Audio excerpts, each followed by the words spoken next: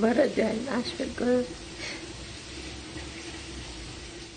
Это видео молниеносно распространилось в сети. Мальчик по дороге домой остановился, чтобы обнять и погладить бездомных собак. Ибрагим Тагиров и есть герой видеоролика. На его добрый поступок обратил внимание и мэр города Грозный Хасмагомед Кадыров. Он дал поручение своему заместителю Игорю Панасенко подарить мальчику новый скоростной велосипед. Бездомные животные, собаки, кошки, такие же животные, как и наши домашние. И это видео дает нам понять, что отношение к ним должно быть такое же доброе, такое же гуманное, такое же адекватное.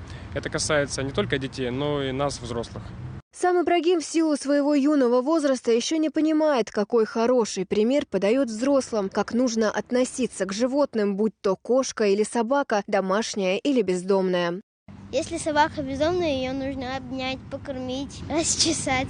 Ты приводил когда-нибудь бездомных собак? Да? Мама ругала? Нет? Собаки нас не обижают.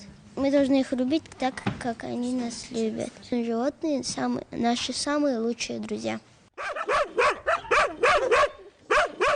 Четвероногие жители питомника Хатика только переехали на новое место. К зиме готовят утепленные вольеры. Хотя волонтеры и стараются обеспечить все необходимые условия для проживания более 400 животных, самим собакам, кажется, достаточно любви и внимания. Ведь в городе многие из них получили страшные травмы и были чудом спасены. Большим и страшным он только кажется. Рекс – пес, чья история трогает до слез. Его хозяйка умерла. Это стало большой трагедией для собачьего сердца. Он не подпускал к себе никого, но спустя несколько месяцев он вновь дает себя погладить. Я еще не видела ни одной собаки, которая выражает явную агрессию. Максимум, что выражают эти собаки, это называется оборонительная агрессия. Когда даже мы отлавливаем собак, она боится то, что я ее обижу, и на фоне этого она пытается, нагавкать, напугать, чтобы я ушла.